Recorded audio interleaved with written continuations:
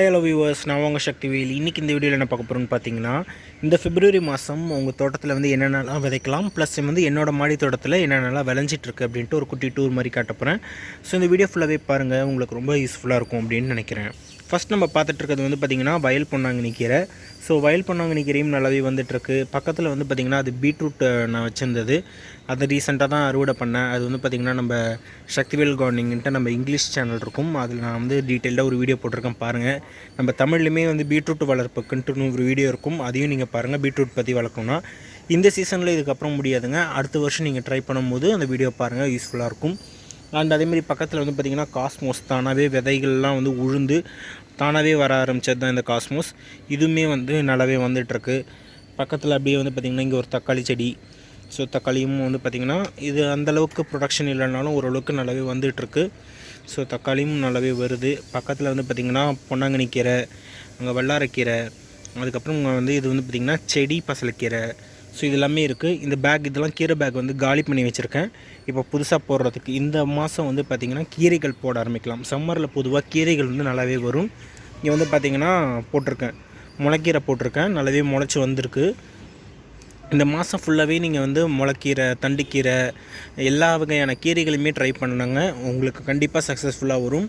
நீங்கள் சம்மர் வர வர கீரைகள் அதிகமாக ட்ரை பண்ணுங்கள், ஏன்னா அதுதான் ஓரளவுக்கு ஈஸியாக சக்ஸஸ்ஃபுல்லாக வரக்கூடியது சம்மரில். அதுவும் ரொம்ப உச்சி வெயில், உங்களுக்கு மே மாதம்லாம் வந்து பார்த்திங்கன்னா கீரைகள் நல்லாவே பலன் கொடுக்கும். பூக்கள் வந்து பார்த்திங்கன்னா இதில் நல்லாவே பூ வைக்க ஆரம்பிக்கும். இப்போயே லைட்டாக ஆரம்பிச்சிருக்கு, அண்டு போக போக தான் தெரியும். அதேமாதிரி வந்து பார்த்திங்கன்னா ஜாதி மல்லி நல்லா பூ வைக்குதுங்க பாருங்கள், எவ்வளோ அரும்புகள் வந்துட்டுருக்குன்ட்டு. செடியுமே நல்லா வளர்த்தியாகி ஒரு கணுலையுமே வந்து அரும்புகள்லாம் நல்லாவே வர ஆரம்பிச்சிட்ருக்கு. ஸோ இது வந்து வெயிட் பண்ணி பார்ப்போம். இங்கே பாருங்கள் எவ்வளோ பெருசாக இருக்குது, ஒரே செடி தான் இத்தனைக்கும். ஆனால் பேக் வந்து பார்த்திங்கன்னா பெரிய க்ரோ பேக்காக வச்சுருந்தேன். ஸோ வந்து பார்த்திங்கன்னா நிறைய வந்திருக்கு. இங்கே பாருங்கள் இவ்வளோலாம் பறிச்சிருக்கும் இதெல்லாமே. ஸோ ஜாதி மதி நல்லாவே வருது. அண்டு பக்கத்தில் வந்து பார்த்திங்கன்னா நம்ம மினியேச்சர் சன்ஃப்ளவர் ரீசெண்டாக கூட வீடியோ போட்டிருந்தேன். அண்ட் இது இங்கே வந்து பார்த்திங்கன்னா நம்ம சொரக்காவுமே வந்து சூப்பராக வந்துட்டுருக்கு. நான் 2-3 பிஞ்சு கூட வச்சுருந்ததுங்க, இதோ பாருங்கள்.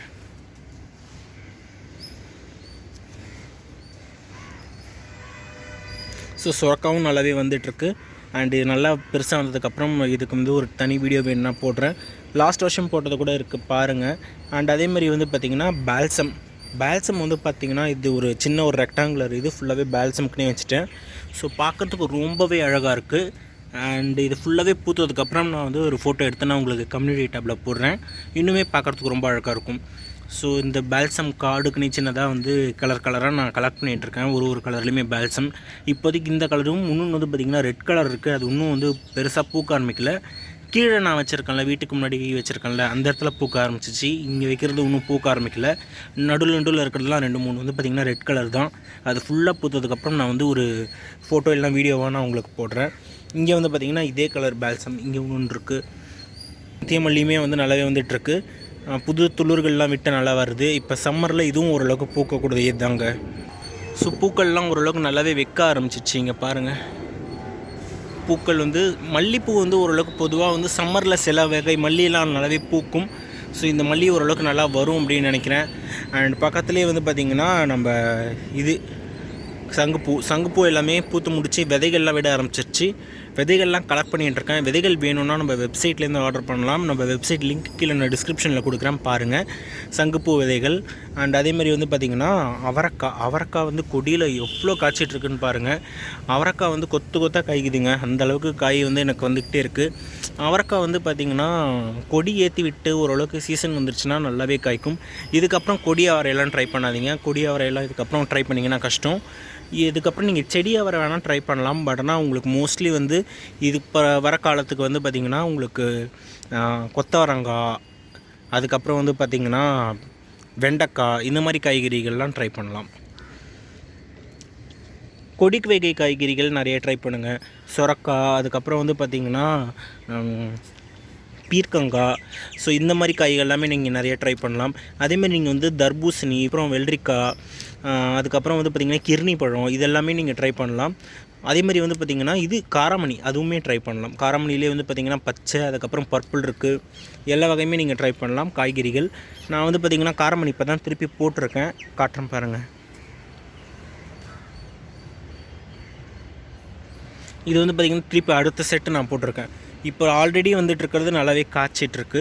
ஆக்சுவலி இங்கே பார்த்திங்கன்னா நல்லாவே தெரியும். திருப்பி இந்த இதில் பூலாம் பூத்து திருப்பி நல்லாவே வந்துட்டுருக்கு. காய் எவ்வளோ காய் வச்சுருக்கு பாருங்கள். இது இல்லாமல் திருப்பி இங்கே இருக்குது. இது இல்லாமல் இங்கே மேலேயும் வந்து நல்லாவே பூ பூத்துட்ருக்கு. சீசன் மாறும்போது வந்து பார்த்திங்கன்னா எல்லா காய்க்குமே வந்து ஓரளவுக்கு கொடுக்குறது வந்து கம்மியாகிட்டே இருக்கும். அதில் வந்து நிறைய பேர் கவலைப்படுவாங்க, எனக்கு செடி நல்லா வர மாட்டேங்குது, எனக்கு அந்தளவுக்கு பெருசாக வரலன்ட்டு. சீசன் ஷிஃப்ட் ஆகுங்க. ஆக்சுவலி வந்து பார்த்திங்கன்னா இந்த குளிர் காலத்துலேருந்து அப்படியே கொஞ்சம் கொஞ்சமாக வெயில் வந்து அதிகமாக அடிக்க ஆரம்பிச்சுக்கிட்டே இருக்கும். அந்த டைமில் இருக்கும்போது வந்து பார்த்திங்கன்னா கொஞ்சம் வந்து டல் ஆகிட்டு திருப்பி வந்து ஓரளவுக்கு ரெக்கவர் ஆகும். அது உச்சி வெயில் காலத்துலலாம் வந்து கொஞ்சம் செடி ஃபுல்லாகவே டேமேஜ் ஆகிடும் தான். பட் ஆனால் அதுக்கு வந்து பார்த்திங்கன்னா ஷேட் நட் இந்த மாதிரி போடணும்.